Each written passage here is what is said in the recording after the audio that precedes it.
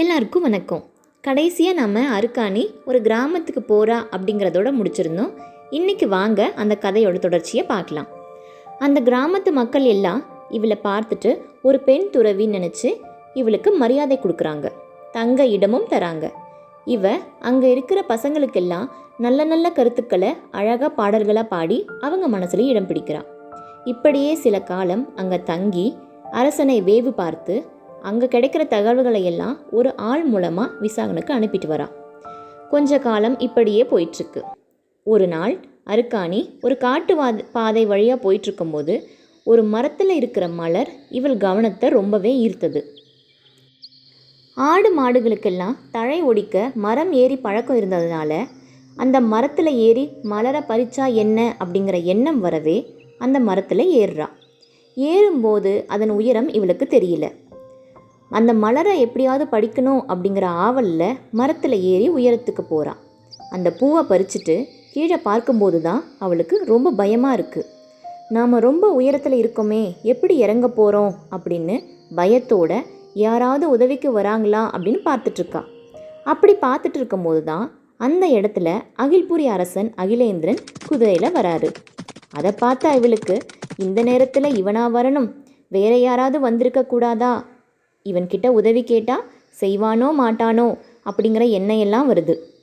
வேறு வழியே இல்லை, இவன்கிட்ட உதவி கேட்க வேண்டியது தான் அப்படின்னு அவன்கிட்ட மரத்திலிருந்து அவளை கீழே இறக்கி விடும்படி கேட்கிறான். இதை கேட்ட அகிலேந்திரன் புன்னகையோட அவளை மரத்திலிருந்து கீழே இறக்கி குதிரையில் அமர வைத்து குதிரையை வேகமாக செலுத்துகிறான். அவளுக்கு இதுவரை குதிரையில் உட்கார்ந்து பழக்கம் இல்லாததுனால குதிரை வேகமாக செல்லவும் அவனை இறுக பற்றி அந்த குதிரையில் உட்கார்கிறான். குதிரை காட்டில் ஒரு நடு பகுதியில் போய் நிற்கிது. அங்கே அவளை கீழே இறக்கி விட்டுட்டு அவளை கூர்ந்து கவனித்து நீ யார் அப்படின்னு அரசன் கேட்கிறான். நான் ஒரு பெண் துறவி, நாடு நாடாக போய் போதனைகளை கொடுப்பவள் அப்படின்னு சொல்கிறான். ஆனால் அகிலேந்திரன் சத்தமாக சிரிச்சிட்டு நிச்சயமாக நான் இதை நம்ப மாட்டேன். ஒரு பெண் துறவியாக இருந்தால் யாராவது குரு கூட இருப்பாங்க, இல்லைன்னா சீடர்கள் கூட இருப்பாங்க. இப்படி தனியாக ஒரு பெண் துறவி நாடு நாடாக போய் போதனைகளை செய்வதை நான் நம்பவே மாட்டேன் அப்படின்னு சொல்கிறான்.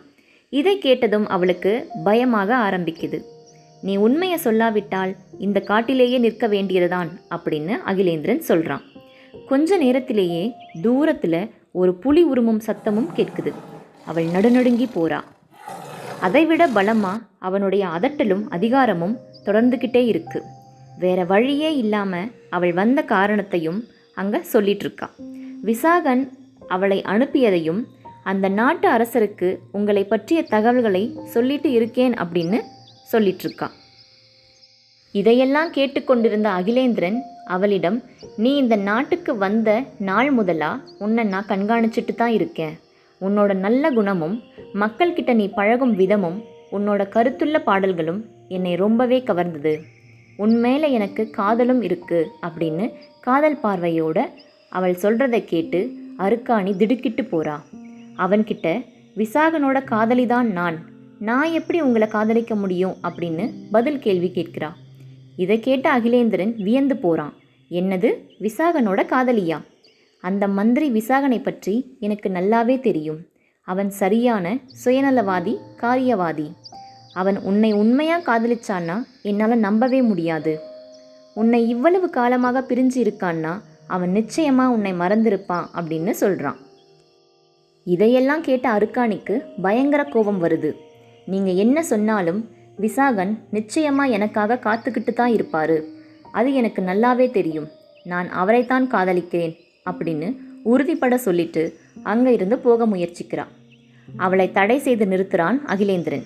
சரி, நீ சொல்கிறது உண்மைன்னா நானும் உன் கூட அந்த நாட்டுக்கு வரேன். அங்கே அவன் உனக்காக காத்திருந்தா நீ விசாகனையே திருமணம் செய்துக்கோ. இல்லாவிட்டால் நிச்சயமாக நீ என்னை திருமணம் செய்துக்கணும் அப்படின்னு சொல்கிறான். அதற்கு அருக்காணி சம்மதம் சொல்லவே மாறு வேடம் அணிந்து அகிலேந்திரன் அருக்காணியை கூட்டிகிட்டு வீரபுரத்துக்கு வந்து சேர்றான். அருக்காணி வீரபுரத்துக்கு வந்து சேரவும் விசாகன் அரசர் மகளை மனம் முடித்து வரவும் சரியா இருக்கு. இந்த காட்சியை கண்டதும் அருக்காணி அதிர்ந்து போறான். அகிலேந்திரன் சொன்னது அப்படியே நடந்ததை நினைத்து வருத்தம் அடைகிறா. மனக்குமுறலோடு அருக்காணி விசாகன் முன்னாடி போய் என்ன இது அப்படின்னு கேட்க அதற்கு விசாகன் அலட்சிய பார்வையோடு அருக்காணியை பார்த்து, நீ பிறப்பால் தாழ்ந்தவள், நானோ உயர்ந்தவன். உன்னுடைய குலம் வேறு, என்னுடைய குலம் வேறு. நம்ம 2 பேருக்கும் எப்பவும் ஒத்து போகாது அப்படின்னு சொல்கிறான். எனக்கு எப்போதும் அரசன் மகள்தான் சரி அப்படின்னு சொல்கிறான். இதை கேட்டதும் அருக்காணிக்கு கோபம் தலைக்கு ஏறியது. யாருமே பிறப்பால் உயர்ந்தோரும் இல்லை, தாழ்ந்தோரும் இல்லை. அவரவருடைய செயலும் எண்ணமும் தான் அவரை உயர்ந்தோராகவும் தாழ்ந்தோராகவும் மாற்றுகிறது. அப்படி பார்த்தால் நீ ரொம்பவும் சிறுமையானவன் அப்படின்னு அந்த மந்திரியை பார்த்து ரொம்ப கோபமாக சொல்கிறான். அந்த நேரத்தில் மாறு வேடத்தில் இருந்த அகிலேந்திரன் அங்கே வரான். தன்னுடைய மாறு வேடத்தை களைத்து போடுறான். அதை பார்த்த விசாகனுக்கும் வீரவேந்தனுக்கும் அதிர்ச்சியாக இருக்குது.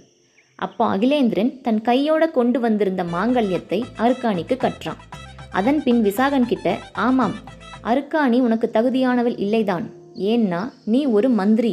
இவள் மந்திரிக்கு தகுதியானவள் இல்லை, இவள் அரசனுக்கு தகுதியானவள், இவள் அரசியாக கூடியவள் அப்படின்னு அங்கே சத்தமாக சொல்கிறான். அதன் பிறகு வீரவேந்தனை பார்த்து, உங்களுக்கும் எனக்கும் எந்த ஒரு பகையும் இல்லை. உங்களை நான் பகையரசனாகவும் நினைக்கவும் இல்லை.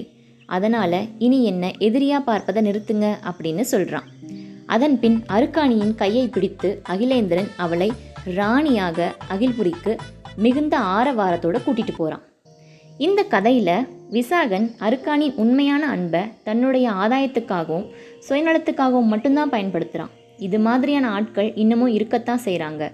இதில் அருக்காணி சொன்னது போல பிறப்பால் யாரும் உயர்ந்தவரும் இல்லை, தாழ்ந்தவரும் இல்லை. ஒருவரது எண்ணமும் செயலும் தான் அவரை உயர்த்தவும் செய்கிறது, தாழ்த்தவும் செய்கிறது. மீண்டும் மற்றொரு கதையில் சந்திக்கலாம். Bye friends, thank you.